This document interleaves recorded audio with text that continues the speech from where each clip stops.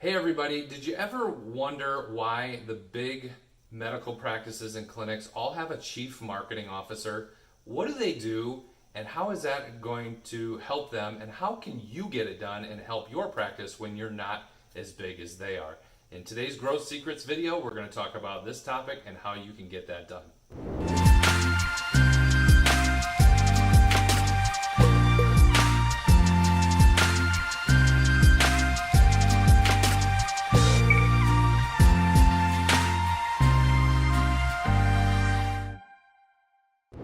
Hey everybody, Bryan Z here, and today's topic is Chief Marketing Officer. A lot of the big clinics and medical professionals, all types of different sizes, have a Chief Marketing Officer. What does that person really do, and why would it benefit you, and how can you get that done? This is a pretty cool topic that you need to make sure you at least educate yourself on in order to make sure that you're making the right decision or not. So the Chief Marketing Officer, for starters, is going to have, and we're going to cover 5 things here, is going to have experience. So a lot of docs, or a lot of smaller practices or clinics don't have the experience in all of these areas of marketing that you really need to be at least in touch with or a part of in some way, shape, or fashion. You don't have as a doctor or an owner of a clinic, you don't have the experience in a lot of these areas that a chief marketing officer would or should, and that can really hurt you. That trial and error, and that it's just not worth it. That time factor, you can just eat into your daily schedule, your family life, and you don't want any part of it. You want to be a doctor. So that's one of the main things that that chief marketing officer position can help your clinic or your practice with, that you need to make sure that you utilize and not try to do it yourself or give it to a staff member that doesn't have that experience, or try to hire multiple different positions for that. And that's kind of how number 2 comes into play. That Chief Marketing Officer, or CMO, is going to handle all aspects of the marketing.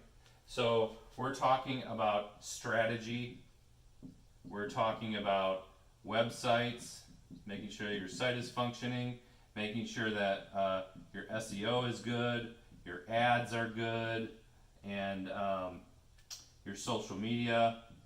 All of those different things, a good chief marketing officer is going to take care of all of those different platforms so that you know that you're omnipresent everywhere and that you're not having to handle it yourself. So that's an important piece. So number 3, that chief marketing officer should have a team.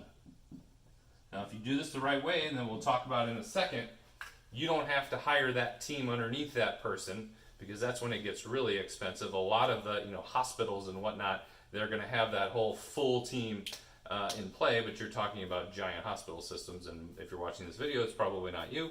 So that CMO is going to have a team that you don't have to worry about. So that's a key thing as well. Number 4 is support. So that CMO is going to be there to support. So, or the team is going to be there to support. So when something breaks or something new comes along or a change happens in the marketing world, that person is there to support your practice at all times, and or the team, and you don't have to worry about going out and finding somebody that can fix this or fix that, because your team doesn't have the time or doesn't have the expertise to fix things. And that piece can be very, very comforting when you know you have that piece of support there at all times. So the 5th thing is, when you outsource that CMO position, it's way cheaper. So most practices or docs think that they can't afford a chief marketing officer, because that salary is like, that can be $120,000, $150,000 a year, and that doesn't include anything other than that person. Doesn't include the team, doesn't include the tools, the budget, all those types of things. So that piece can be a little bit scary. But when you outsource that chief marketing officer position, that's when you can actually get it at an affordable price and get all of these benefits for your practice. And that's exactly what we do, or I do. I serve as the chief marketing officer on an outsourced basis, and I have all of these things at my disposal with my team. So it's one point of contact. You don't have to hire an SEO team over here and somebody to run your ads over here and somebody to do your social media over here and all of those different things that make you pull your hair out. Believe me, I've seen it, I've heard it over and over again. I want you to consider this, and if you like what we've put together and you like what you see, I want you to reach out to me and we can talk about how we can become your chief marketing officer, my team and I, and get these things for your practice and really get you on the right path to growing, and not only growing your practice, but hopefully getting you to maybe work less and lead the life that you want.